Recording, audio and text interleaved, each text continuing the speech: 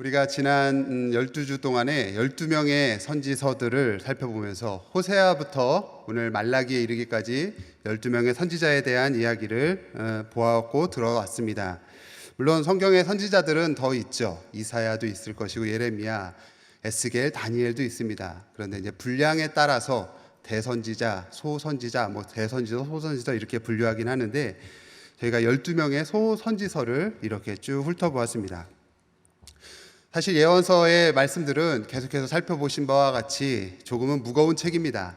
그 시대의 상황과 그 시대의 어떤 어려움들 그리고 죄악된 모습들을 반영하고 있기 때문에 그것을 선포하고 그것에 대해서 이야기하는 것이 조심스럽기 때문이죠.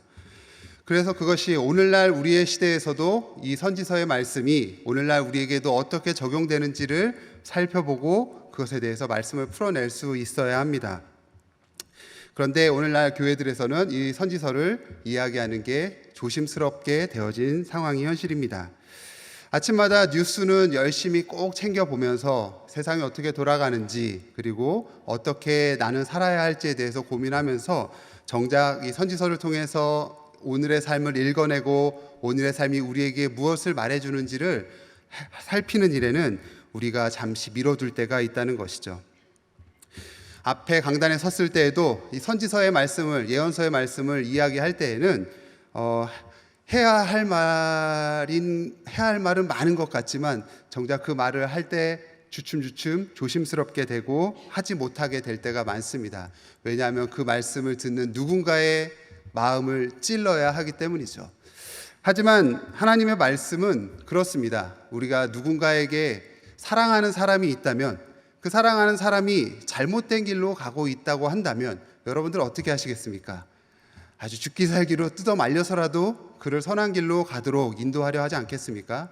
바로 선지서에 나와 있는 내용의 말씀들이 이와 같은 것이죠. 하나님이 우리를 너무나 사랑하시기 때문에 우리의 마음을 붙잡아 뜯어 말려서라도 선한 길로 인도하기를 원하시는 것이 바로 이 선지서에 나오는 내용들입니다. 때로는 부드럽게 회유하기도 하시고 또 때로는 강렬하게 아주 강경하게 질책하시기도 합니다. 성경의 예언서가 그런 것처럼 오늘 말라기에 나오는 내용 역시도 그러한 내용들 천지입니다. 말라기는 총 4장으로 구성되어 있지만 그 4장의 내용들 대부분이 다 이렇게 질책하는 내용들과 같이 나열되어 있죠. 이 말라기는 구약의 마지막 책으로서 구약을 정리하면서 신약을 열어줍니다. 구약의 결론이면서 동시에 신약의 서론으로 보는 겁니다. 오늘 제가 설교 제목을 절망과 희망 사이라 정해보았습니다. 구약을 통해서 계시하셨던 그 이스라엘의 회복을 위해서 계속해서 하나님께서 계시하셨던 그 회복의 이야기를 하였지만 구약 계시는 이 말라기에 이르러서 잠시 멈춤, 일시정지 상태로 들어갑니다. 그리고 다시 하나님의 나라의 회복을 이야기하고 있지만 그 절망만 남았던 그 이스라엘의 모습으로 마무리되는 것이죠. 그런데 동시에 여기에 희망의 메시지가 있는 겁니다. 신약으로 이어지면서 하나님 나라의 계시와 성취를 이야기하며 희망을 말해주고 있는 책이라는 것이죠. 구약은 절망적인 상황 속에서 무엇을 지향해 왔는지를 이야기했다면 신약을 통해서 희망적인 하나님의 약속이 어떻게 성취될 것인지를 이 성경 전체를 통해서 흐름 가운데 말하면서 그 중간에 말라기가 있는 겁니다. 말라기의 배경에 대해 먼저 이야기해 보려 합니다. 말라기의 저자가 누구인지는 불분명합니다. 이 말라기란 이름이 뜻이 사람의 이름일 수도 있지만 이 말라기란 뜻 자체는 나의 사자, 나의 보냄받은 사람이란 나의 사자라는 뜻입니다. 어떤 특정 누군가를 지칭한다기보다는 이름 그대로 누군가 보내서 누군가에게 어떤 메시지를 전파하는 사자의 이야기 정도로 볼 수 있습니다. 말라기는 이 이스라엘이 포로로부터 귀환한 후 상당한 시간이 지난 후 느헤미야의 마지막 활동 시기쯤으로 보입니다. 주전 약 445년에서 433년경 느헤미야는 12년 동안 예루살렘의 성벽을 재건하고 종교 개혁을 단행합니다. 그러다가 아닥사스다 왕가의 약속을 위해서 잠시 페르시아로 다시 돌아가게 되죠. 그 내용이 느헤미야 13장에 나오고 있는데요. 그를 대신해서, 이 느헤미야를 대신해서 이스라엘의 총독 한 사람을 세우는데, 그 총독이 바로 오늘 우리가 읽은 말라기 1장 8절에 등장하는 그 총독일 가능성이 크다고 학자들은 보고 있는 겁니다. 포로 시기를 겪고 다시 회복되어져 가는 과정을 겪고 있습니다. 그러나 이스라엘의 백성들의 영적인 중심지인 성전은 여전히 황폐했고요. 백성들은 이방인과의 결혼으로 인해서 그들의 순수한 신앙의 정통성이 훼손되어져 있었던 상황입니다. 성전이 황폐해진 가장 큰 이유를 꼽으면서 말라기에서는 11조의 문제를 꼽고 있습니다. 백성들이 11조를 제대로 하지 않아서 제사장들이 마땅히 받아야 할 분깃을 못 받게 되고, 제사장들도 먹고 살아야 했기 때문에 그들의 주된 업무인 예배를 뒤로 밀어두고, 제사를 드리는 것들을 밀어두고 밭으로 나가 일을 해야만 했었던 그 상황을 이야기하고 있는 것이죠. 그럴수록 성전의 제사와 예배는 망가지고 제사장들의 본분은 잊혀져만 갔습니다. 요즘 교계에서 크게 이슈가 되는 것 중에 한 가지가 목사들의 이중직 문제에 대한 이야기입니다. 여러분들도 들어보셨는지 모르겠습니다. 최저 생계도 보장받지 못하는 목사들이 절반 이상의 대부분의 사람들이기 때문에, 그들이 가족들이 있고 살펴야 하는 가정이 있기 때문에 먹고 살기 위해서는 어쩔 수 없이 자신들의 교회를 잠시 두고선 다른 일들을 할 수밖에 없는 상황 가운데 처해 있다는 것이죠. 제 동기 중에 담임 목사로 섬기고 있는 한 친구가 있는데, 그 친구도 교회 사역과 동시에 편의점에서 알바를 해가면서 생활을 연명하고 있다고 합니다. 이런저런 오늘날의 이런 비슷한 모습들과 말라기에서의 이 모습이 비슷하게 맞닿아 있습니다. 왜 그렇게까지 되었는지, 왜 그렇게까지 성전 안에서 그런 부정한 잘못된 모습들이 일어났는지 계속해서 말라기는 그것을 이야기하고 있는 거죠. 여러분, 느헤미야에 등장하는 느헤미야를 괴롭혔던 사람 중에 도비아라는 사람을 들어보셨을 겁니다. 암몬 사람 도비아. 이 암몬 사람 이 도비아가 대제사장이었던 엘리야십하고 결탁을 합니다. 그리고는 성전의 큰 방을 차지하고 그곳에서 생활하죠. 이 얘기가 느헤미야 13장 5절 말씀에 나옵니다. 도비아를 위하여 한 큰 방을 만들었으니 그 방은 원래 소재물과 유향과 그릇과 또 레위 사람과 노래하는 자들과 문지기들에게 11조로 주는 곡물과 새 포도주와 기름과 또 제사장들에게 주는 거제물을 두는 곳이라. 그 11조를 드리고 거제물을 드리는 그곳에 이 암몬 사람 도비아가 거기서 살았다는 거죠. 무슨 얘기입니까? 모든 것을 다 자기가 먼저 취하는 일들이 일어났다는 겁니다. 그러니 성전 예배가 제대로 이루어질 수 있었겠습니까? 또한 제사를 드릴 흠없는 짐승들을 다 뒤로 빼돌리고 병들고 흠 있는 것들을 하나님께 제물로 바치는 일이 자행된 것입니다.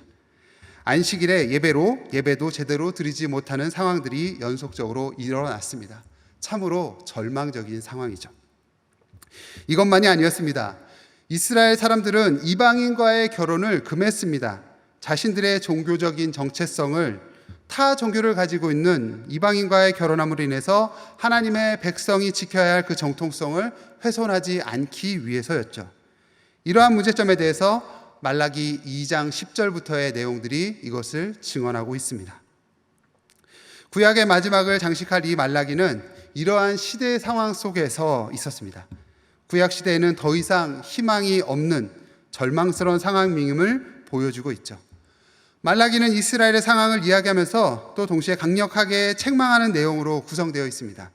그러면서도 동시에 구원자에 대한 희망을 이야기하는 것으로 마무리되죠. 먼저 그들의 죄악을 꾸짖으며 그 어둠 속에서 희망과 회복을 이야기하는 것이 이 말라기에 나타나 있는 중요한 신학적인 메시지라는 겁니다. 오늘 저는 그 두 가지 회복 중에 이 먼저 예배에 대한 회복과 가정에 대한 회복이 이 말라기에 나오는데, 그 중에서 저는 오늘 예배에 대한 회복을 여러분들하고 함께 나누려 합니다. 오늘 본문 말라기 1장 6절에서 10절까지만 오늘 정해서 읽어보았지만, 예배의 문제에 대해서 책망하는 내용은 저 2장 9절까지 계속해서 쭉 이어집니다. 오늘 본문 6절을 다시 한번 읽어보도록 하겠습니다. 함께 읽겠습니다. 시작. 내 이름을 멸시하는 제사장들아, 나 만군의 여호와가 너희에게 이르기를 아들은 그 아버지를, 종은 그 주인을 공경하나니 내가 아버지일진대 나를 공경함이 어디 있느냐? 내가 주인일진대 나를 두려워함이 어디 있느냐 하나, 너희는 이르기를 우리가 어떻게 주의 이름을 멸시하였나이까 하는도다. 아멘. 하나님께서는 먼저 아비와 자식의 관계를, 또 주인과 종의 관계를 예를 들면서 너희와 나의 관계가 이런데 어찌 너희의 예배 가운데 이러한 인격적인 만남이 없느냐라고 책망하고 계신다는 거죠. 그런데 도리어 이스라엘 백성들은 저희가 언제 그랬습니까? 라고 하며 주님께 따지고 있다는 것이죠. 이스라엘 백성들은 하나님께 제사를 드릴 때 흠없고 온전한 것으로 드려야만 했습니다. 그렇지 않을 경우 하나님은 그 제물을 받지 않으셨죠. 그런데 오늘 7절 말씀에서처럼 너희가 더러운 떡을 나의 제단에 드리고 말하기를, 더러운 떡을 드렸다라고 말하고 있습니다. 예를 들어 한 가지 이 더러운 떡, 예를 들어 이런 걸 수 있을 것 같습니다. 제가 어디 도박장에 가서 큰 돈을 땄다고 가정해 보겠습니다. 행복해지면 안 되는데, 네. 큰 돈을 땄다고 가정해 보겠습니다. 막 수십억을 땄어요. 그래서 제가 하나님께 너무 기뻐한다고 하면서 하나님, 제가 헌금하겠습니다 하고 1억을 갖고 와서 하나님 앞에 드렸죠. 하나님이 그 돈을 기뻐 받으실까요? 그렇지 않으실까요? 네, 아니겠죠. 아마도 이러한 내용들이었을 겁니다. 부정한 방법으로 취해서 얻어진 그 예물은 결코 하나님 앞에 거룩하게 드려질 수 없는 것. 이 본문 속 더러운 떡이라 하는 것은 단지 떡이 상했다 그런 차원의 이야기가 아니라, 먹을 수 없다 이런 게 아니라 부정한 방법으로 취해진 제물을 이야기하고 있다는 것이죠. 8절에서도 기록되어 있습니다. 눈먼 희생 제물을 바치는 것이 어찌 악하지 아니하느뇨? 저는 것 병든 것을 드리는 것이 어찌 악하지 아니하냐라고 묻고 계신다는 겁니다. 그들은 그들의 절기를 따라 성전에 와서 정해진 곳에서 정해진 제물로 제사를 드려야 했습니다. 드릴 수 있는 것 아무거나 드릴 수 있는 게 아니라 흠없고 온전한 것으로 드려야 했다는 것이죠. 그러기 위해선 그들이 먼 길을, 그 제물을 드릴 짐승을 거의 떠안다시피 하고선 그 길을 가야만 했습니다. 오늘날처럼 차량이 있어서 싣고선 나를 수 있는 그런 게 아니었죠. 그렇게 먼 길을 수십 킬로, 수백 킬로 떨어진 그 성전을 향하여 가면서 흠없는 짐승을 가지고 가야만 했던 거죠. 그 먼 길을 가는 중에 오다가 흠이 생길 수도 있고 병이 들 수도 있습니다. 그럼에도 성전 앞에선 흠없는 것만 제물로 드릴 수 있다고 했던 것이죠. 그러면 어떻게 해야 했겠습니까? 성전 앞에서 흠없는 것을 웃돈을 주고서라도 사서 제물로 드려야 했던 것입니다. 여행지 가면 평소에 5,000원이면 사 먹던 음식도 10,000원, 20,000원 하지 않습니까? 여기서는 어쩔 수 없으니까 이거라도 먹어야지 하면서 성전 앞에 왔는데 제물을 드려야 하는데 이것밖에 드릴 수 없으니 더 많은 폭리를 취하는 그 값을 지불하고서라도 그것을 사서 제사를 드릴 수밖에 없었다는 거죠. 그런데 이것을 누가 그렇게 했겠습니까? 바로 종교 지도자들 혹은 그들과 결탁했던 장사치들이었던 것입니다. 그러니 순전한 마음으로 제물을 드릴래도 드릴 수 없고 종교 지도자들이나 장사치들의 배만 불리는 제사의 형태가 되었던 겁니다. 복음서에서 예수님이 성전에서 장사하는 자들을 꾸짖으셨던, 엄히 꾸짖으며 그들을 내어 쫓으셨던 맥락도 이와 같은 맥락이었습니다.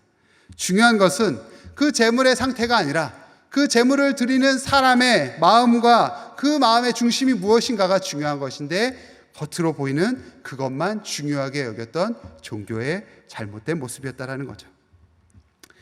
하나님께 드릴 제물에 대해 사람들이 판단하고 이것은 된다, 이것은 안 된다, 이렇게 제사 드려도 된다, 이걸 이렇게 해야 제사 드려서는 안 된다 라고 말하는 것, 하나님을 두려워하기보다는 그 제사를 집례하던 자들의 비위 맞추기에 급급했던 겁니다.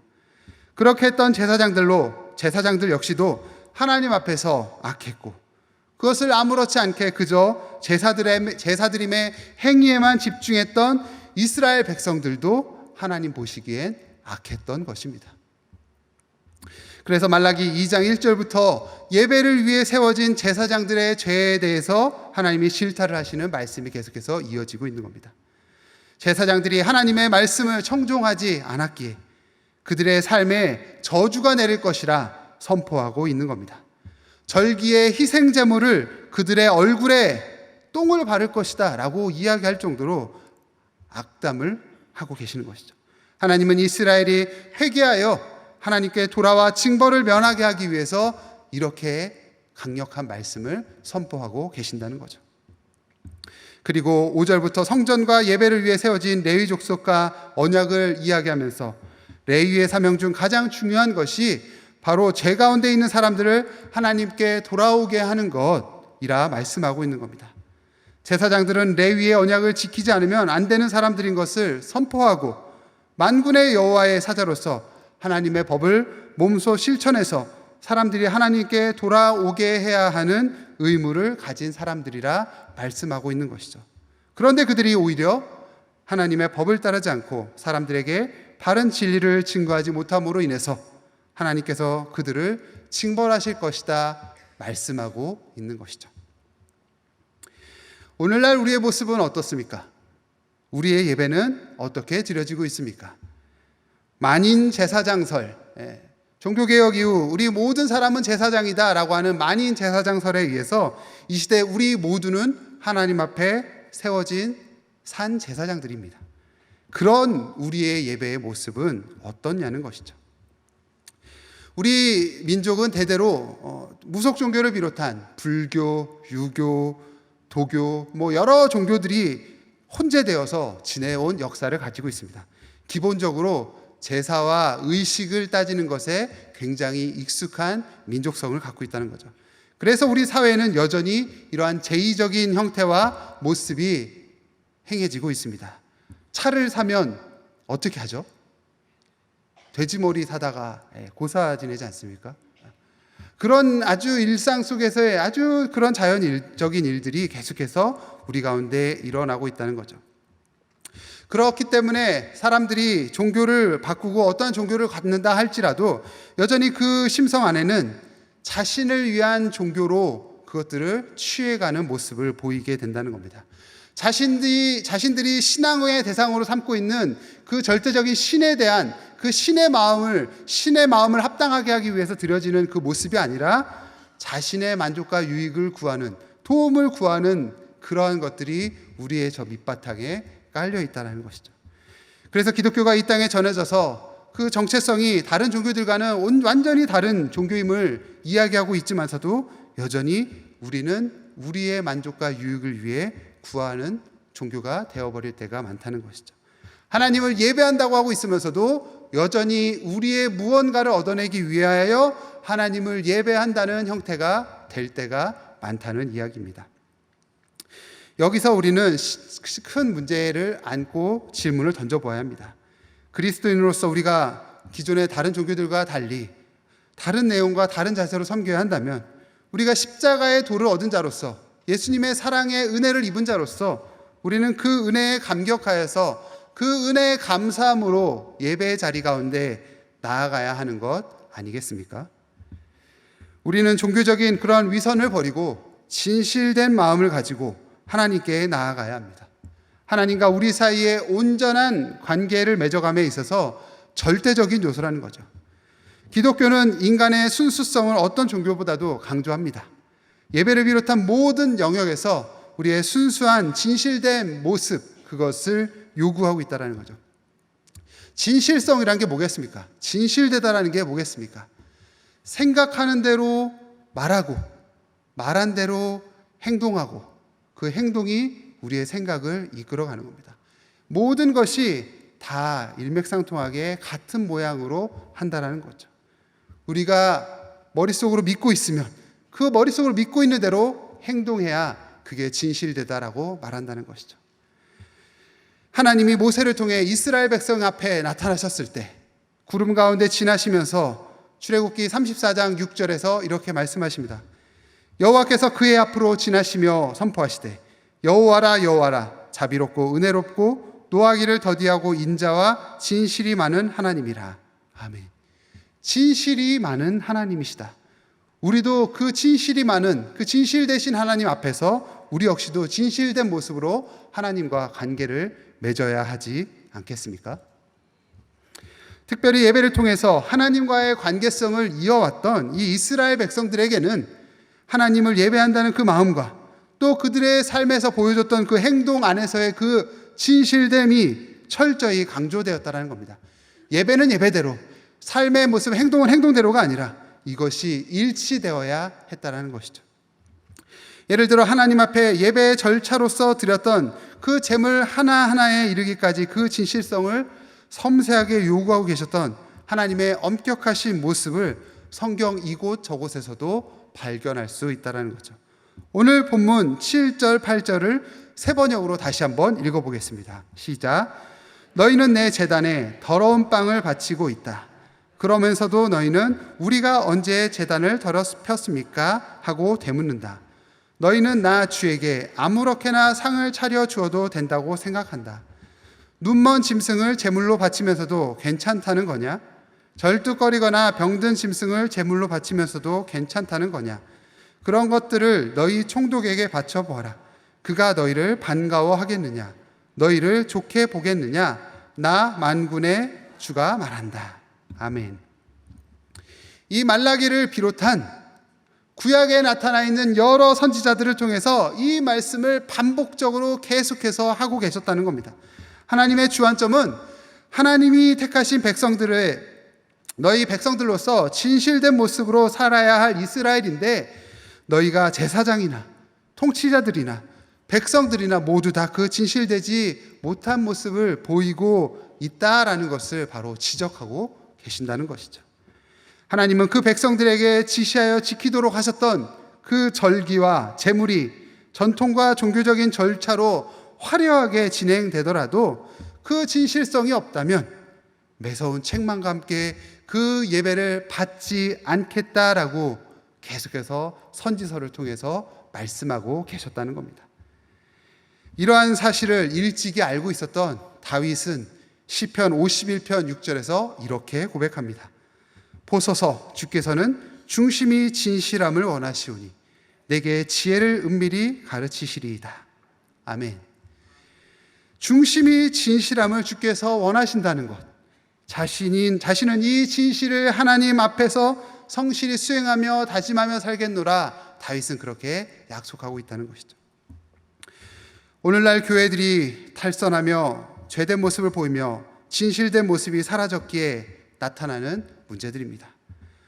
우리나라에 복음이 들어온 후에 일제강점기를 또 거치며 한국 전쟁을 겪으면서 피폐해졌던 이 땅의 힘든 상황 속에서 교회는 또 복음은 선지자들의 희망과 같이 오늘 우리에게 희망과 같이 희망이 되어져 왔습니다.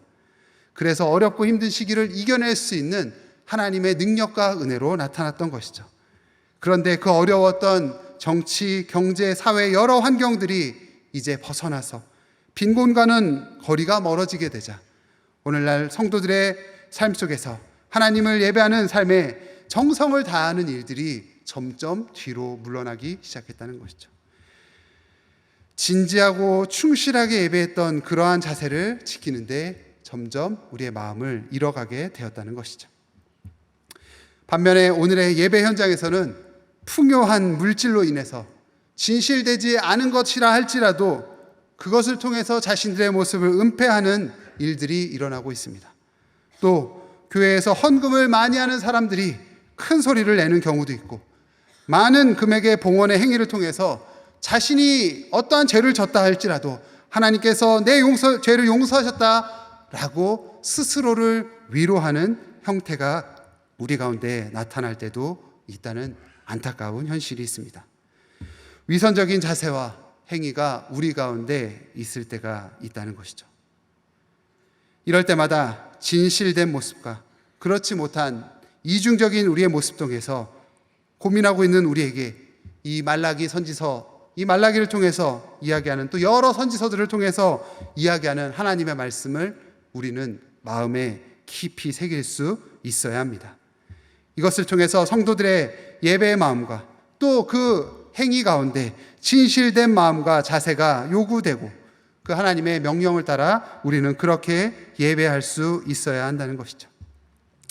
신약에서도 예수님이 공생의 과정을 겪으시면서 가장 혹독하고 직선적으로 비판하셨던 그 이야기 역시도 바리새인들을 향하여서, 그 종교 지도자들을 향하여서 너희의 위선된 행위들에 대해서 지적하고 있었다는 것이죠.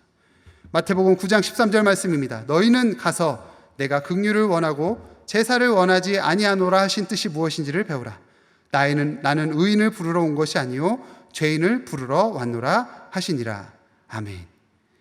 예수님이 복음을 전하셨던 이 당시의 바리새인들은 율법의 의식적인 요소를 철두철미하게 지켰습니다. 누구보다도 가장 본보기를 보이는 잘된 종교인의 모습을 살았다는 것이죠. 그런데 그들의 그런 종교적인 행위 이면에는 사람들을 정죄하고 판단하고 비판하고 자기의 기준에 맞지 않으면 다 잘못된 것으로 여겼던 그들의 이중적인 작태가 있었다는 것이죠. 이웃을 사랑해라라고 하는 그 말씀은 잠시 뒤로 미뤄두고 내 기준과 내 모습대로 행하여서 결국에는 예수님을 십자가에 끌고 가기까지의 그 모습을 보여주었던 그 기록을 우리는 잊지 말아야 합니다. 하나님은 지금도 우리에게 진실된 모습을 원하십니다. 우리가 어떠한 모습으로 예배를 드리기를 원하시는가? 외적으로 보이는 예배도 물론 중요합니다. 예배 순서 하나를 지키는 것도 중요할 것이고, 예배 안에서 어떠한 기도와 어떠한 말씀과 어떠한 찬양으로 드리는 것도 매우 중요할 것입니다. 그런데 그런 외적인 형태의 모습보다 더 중요한 것은 우리의 마음이 하나님을 예배하려는 마음이 있는가, 그렇지 않은가. 또 동시에 그렇게 예배드린 우리의 삶이 하나님 보시기에 기뻐하는 삶을 살아가고 있는가, 그렇지 않는가를 우리는 항상 살펴야 한다는 것이죠. 이것은 누가 누구에게 판단하고 결정할 수 있는 문제가 아닙니다.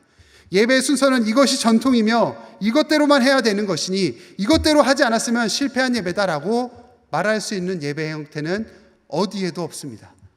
우리의 마음이 참으로 진실되게 하나님 앞에 있는가, 그렇지 못한가를 우리 스스로에게 질문해야 하는 것이죠. 그래서 이 절망적인 세상 가운데서 여전히 우리의 삶은 어렵고 힘든 가운데서도 세상의 빛과 소금이 되어야 할 우리의 삶이 여전히 암울함과 어두움 가운데 있는 것 같은 그때에도 우리에게 찾아와서 우리를 만나주시고 우리의 예배를 통해서 기뻐 영광 받으시는 그 하나님을 마음에 새기며 믿음으로 나아간다면 우리의 삶의 자리에서 절망에서 희망으로 옮겨지는 그 일들이 나타나게 될 것입니다. 말라기를 그렇게 마무리합니다. 말라기는 절망적인 내용들로 끝나는 것 같지만 바로 그것이 신약으로 이어지며 복음서로 이어지면서 예수 그리스도, 우리의 구원자로 오신 생명의 주님을 소개하면서 이 이야기가 마무리되고 있다는 것이죠. 우리는 이 말씀을 마음에 새깁니다. 그래서 우리의 삶에서도 여전히 절망적인 이 상황 속에서도 희망을 노래하며 우리 가운데 소망이 되시는 예수님으로 인해 우리의 삶 가운데 날마다 참된 예배자의 삶으로 살아갈 수 있는 저와 여러분들이 모두 되실 수 있기를 간절히 소망합니다. 기도하겠습니다. 사랑과 은혜의 아버지 하나님, 우리가 주님 보시기에 합당한 예배자로 살기를 원합니다. 겉과 속이 다른 그러한 모습이 아니라 진실된 모습으로 우리의 온 마음으로 주님 앞에 살아가는 하나님의 사람들 될 수 있도록 인도하여 주옵소서. 우리에게 사랑을 더하여 주시고 그 사랑으로 이 땅을 살아가며 주님의 말씀대로 은혜를 더하는 우리의 삶이 되도록 함께하여 주옵소서. 예수님의 이름으로 기도합니다. 아멘.